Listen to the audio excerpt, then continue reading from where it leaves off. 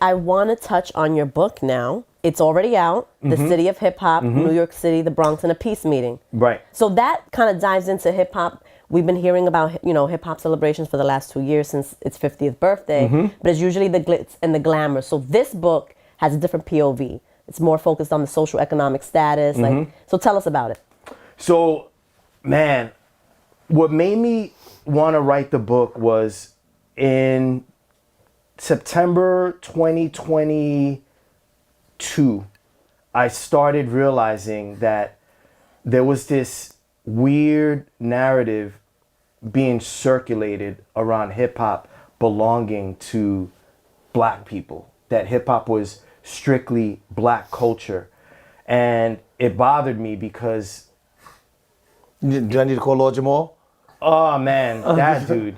That dude. Do I need to call the Lord? No, I mean, you can, and I would debate him on anything that I'm talking about right now, anywhere, any time of day, gotcha, without worry. I just feel like if you look at me, Bianca, or Self, right, what would you assume, race-wise, that I am? To be super honest, like if I didn't open my mouth and talk, because I know I got like an accent. Just right? be super honest. Yeah. You look like Caribbean-ish. That could be Cuban-ish, something like that. But and pause because of your features. I didn't look at you as black, Panamanian, something like a darker Latin, darker Latin. What you call it? Because of the beard and here. I'm just being honest with you. Like I think the ordinary person would associate you with being a black man. But the ordinary person, yeah. The ordinary person would be like, that's a black kid, right? So my thing is, I've always identified with being black, but my parents were born in Colombia, South America. Okay. My father immigrated to New York City in 1969, then sent from my mom. So Panama was wrong. I'm sorry? Panama Close enough, though. Okay. Because Colombia and Panama are basically right there. Oh, okay. My father then sent from my mom in 1971, and they had me here in New York City in 1972. Okay. So growing up as a kid, I've always identified with being black. And so when these narratives started coming out in like 2022, September-ish, talking about if you're not born in America and your lineage is not slavery, you're not black, and hip hop doesn't belong to you, and you're a culture vulture, that shit just had me like twisted, like what's going on and why are we having this conversation now? Because up until the last 2 or 3 years, the conversation of whether or not Latinos and other races belonged in hip hop wasn't a thing. Like I don't recall there being these debates about hip hop belonging to one race, i.e. the black race. Are you talking about Lord Jamal or are you just talking about period? Period. I think there have been conversations like that. I don't know if anybody says belong. I think that the conversation is who created it. Yeah, but I'm talking about belonging. Like I was seeing shit on Twitter like, this isn't your culture, you culture vulture. Oh my God. You know what I'm saying? Well, you can't say because 1, 2, 3 people or 10% of people. I've never heard or say anybody saying that that Latinos don't belong. Maybe I've heard that Latinos didn't create. Yeah, nah, hip-hop. I was reading on Twitter directed at me. Okay. That I was a culture vulture. But that's one person. No, not one person. Bro. Okay. For a whole year, from 2022. Would you have a Colombian shirt on or something? No, I would just tell people I was Colombian. Oh, okay. Because I'm not ashamed of being Colombian. I rep my... I did not know you, but you have features of a Latin man. Yeah. I'm just being...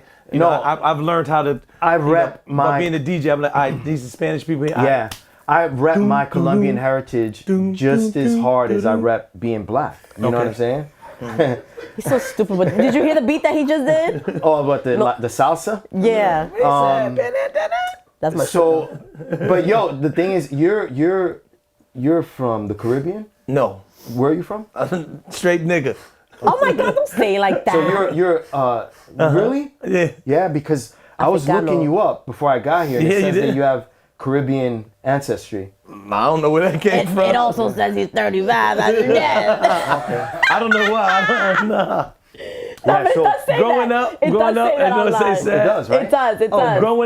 Growing up, my neighborhood, when reggae music came up, oh, get this shit out of here. We want to get out of here. So so here's the thing, right? Like, when you're reading on Twitter a user that couldn't tell you who Rocksteady is, or who Chuck Chillout is, or who Tracy 168 is. I don't know who that is. Can you help me who Tracy? Tracy 168 is he originated wild style lettering. Oh, okay, a graffiti art. Okay, yeah. Okay, cool.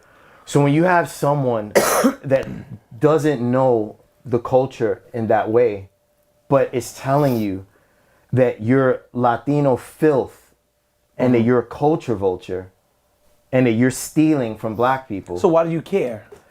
DJing being as though it's an element of hip hop, I didn't want my students to feel like they weren't a part of this, because hip hop doesn't belong to someone because of the color of their skin or the origin of where they were born.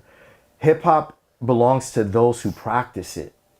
You feel me? So, yeah, I'll let you finish. No, so in reading that, I was just like, yo, I need to correct this fucking narrative that's going on. So my thing is this.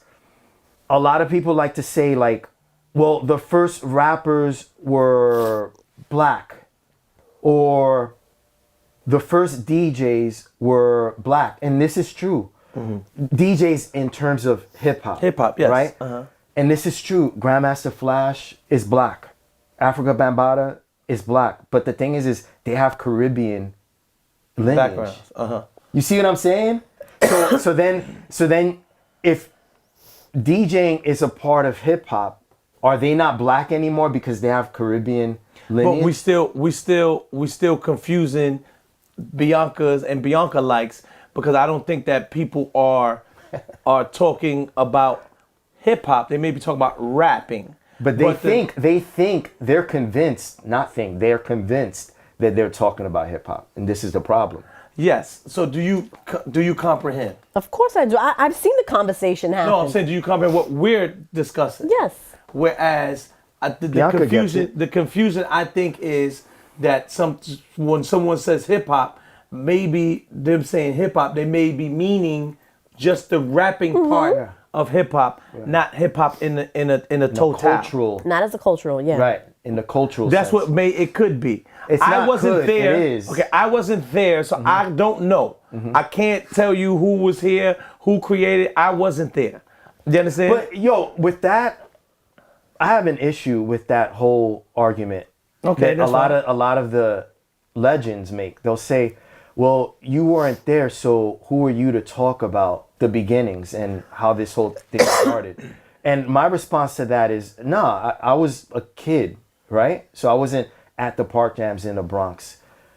But I can go back and do my research.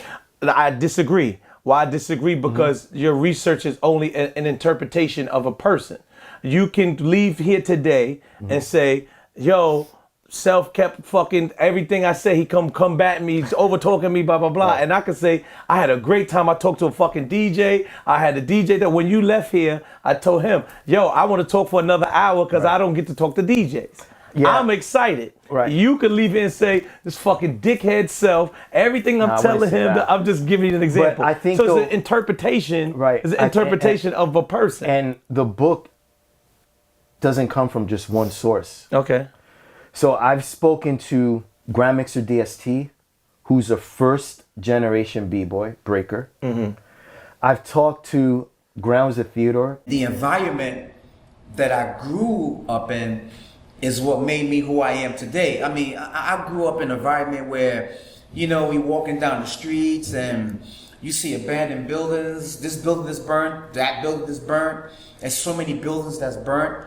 The government didn't want to put no money back into the Bronx, so it was like the Bronx was burning. It was like, What year was this around? that was like, I would say like 1971, 1970, 71. And you can walk through the Bronx and just see so many different abandoned buildings because the landlords couldn't get anyone to move inside the buildings. So what they did was they just burnt the buildings down and took the insurance money and just pretty much left town. And the government wouldn't put no money back into the community. So basically what we did was we did things to try to take our mind away from everything that was going on around us, whether it be drugs, single parent home, living below the poverty line, going to school but really not learning anything, you know. So all these things were pretty much what children went through, you know, in the South Bronx, and that's when you know, hip hop was born. You know, you got the b-boys that b-boyed in the park so they could release some energy. You have the graffiti artists that did drawings on the wall, drawings on the schools, drawings on the train station to depict how they were feeling, you know. And then you got the MCs that were writing down their feelings on paper, and then once the DJ played music, they would get on the microphone and start, you know, spilling these words out so that they can get whatever's bottled up inside them out. And that's basically how hip-hop was born. I've spoken to Jazzy J. I've spoken to Tony Tone. Tone, Jazzy J, if you guys wouldn't mind just imparting on my class words on your background. How did you come up, your childhood, what schools did you go to? And hopefully then we could just kind of segue into the present. Born in New York, back and forth down south, working tobacco and all that. Used to get beat up, all that. Get beat up outside, go upstairs, my mother beat me, go back downstairs and fight. Then, you know, gangs, all the negative stuff. And got into a culture that's now a culture, something that called hip hop, and learned the lesson of how peaceful it's supposed to be, how humble you're supposed to be, and how giving you're supposed to be. That's who Tony Tone is. DJ Jazzy J, often imitated but never quite duplicated the original from the Boogie Down Bronx. I stayed from the Bronx, but I'm originally from Beaufort, South Carolina, where, you know, I grew up with a very strong family-based situation, family structure. Always was involved in music. I can remember my earliest days just being in the crib, listening to James Brown, listening to the Baptist soul hymns and stuff like that. Knew I was bound for music from that point. I didn't know nothing, but I knew that.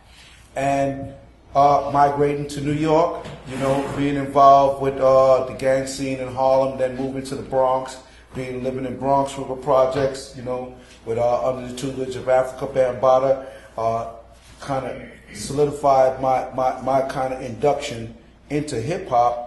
And at its earliest stage, we didn't even know what to call it. It wasn't called hip hop at that time. It was just something. It was just something to do, to rebel against what was going on the radio, what was going on in the neighborhood, and to actually inject a positive influence into something. Because either you did that, you did some music. If you wasn't good in sports, which I was halfway, I was semi-decent, but I was semi-short, so couldn't really do all of that sports stuff, you know what I'm saying? So basically, you try to do something that will get you into a level where you can actually be an asset to your parents that tried to do so hard to, even though they didn't have a lot of resources, they tried to do something to get you all to the next, because every generation in my family was supposed to be better than the previous generation. That's how we grew up, and that's how we're supposed to pass it on to the kids and then pass it on. And my influence in hip hop was just element of being in the right place at the right time, and I'm so happy.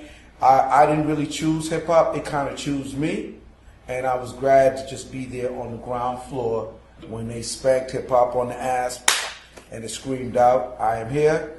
Jazzy J was involved with it, and I'm still lucky enough to still be around and still be involved with it till this day.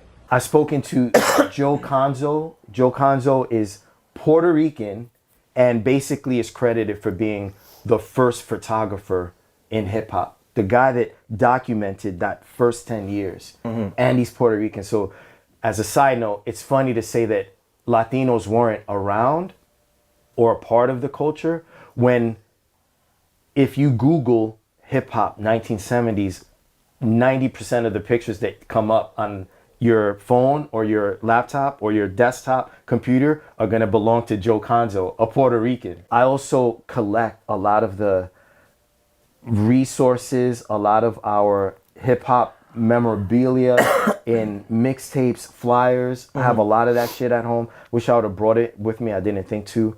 We'll have you back. Yeah. So I wish you didn't, because she would be mad that I would collect I would have probably left some stuff here. Oh my God, please, we don't Yeah, need she more. gets upset.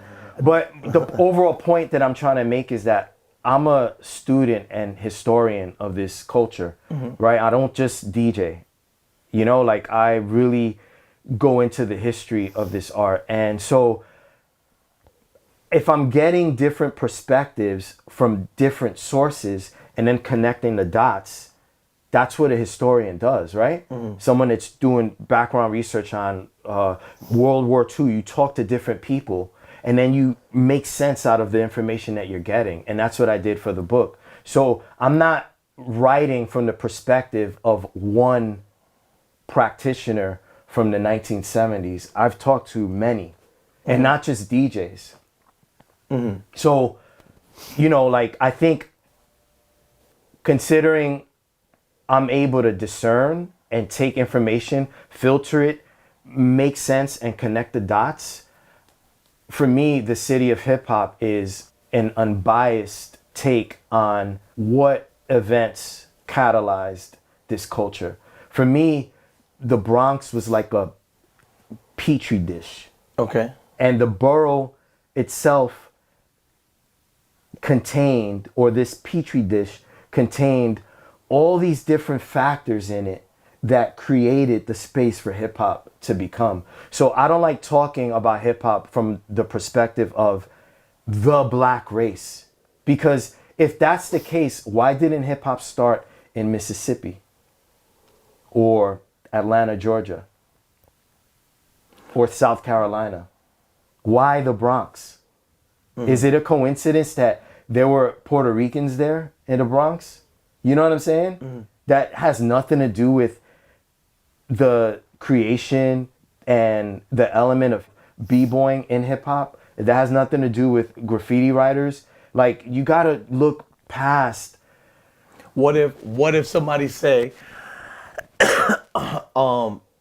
Mississippi, or we used to North Carolina? Yeah, a lot of people migrated up to New York, like so they were originally from Mississippi or North Carolina.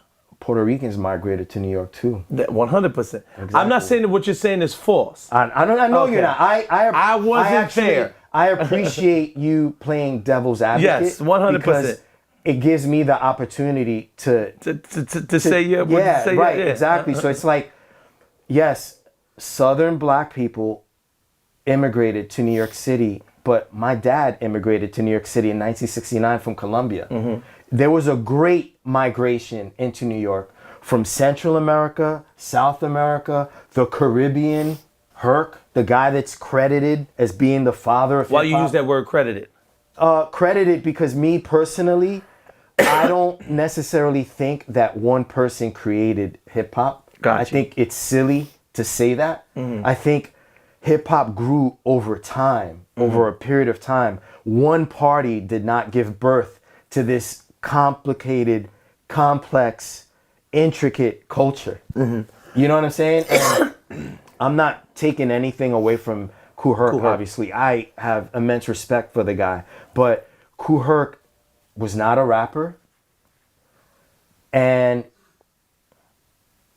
he wasn't necessarily, I'm trying to figure out like a tactful way of saying this. He wasn't necessarily the best DJ. Kool Herc didn't create the techniques that I employ, for example, or I teach my students. That goes to Flash. And Flash didn't come till about 3-4 years after Herc. So it's like, how can you say one DJ created hip hop when there were others that came after Herc that made their contributions as well? So that's why when I say people credit Herc as being the father of hip hop, I word it in that way because it's like that's the consensus amongst hip hop heads, but I try to look at it from a different perspective. Okay. When does something start? When is something created? With regards to breaking, for example, let's say this is a club and the DJ's playing James Brown and you go down and do a split. And then a month later, I go down and do a split and then do a helicopter move, like with my hands on the ground and my right leg is like sweeping under my body, right? I do a helicopter move. And then a year later, Bianca's there and she does a split, a helicopter move, and then a backspin. And then 2 years after that, homeboy over here, what's your name? Glenn. 2 years after Bianca does those 3 moves, then Glenn comes and does a knee spin on top of those moves. So it's like the dance is evolving year after year after year after year. And then there comes a point where, we have our dance. It's complete. This is the lexicon of the dance. This is the language. These are the moves. These are the names. Then you have your dance and it's called breaking. You know what I'm saying? So I just feel like with hip hop, we get so caught up with creating one person for things that really took multiple people to create and establish.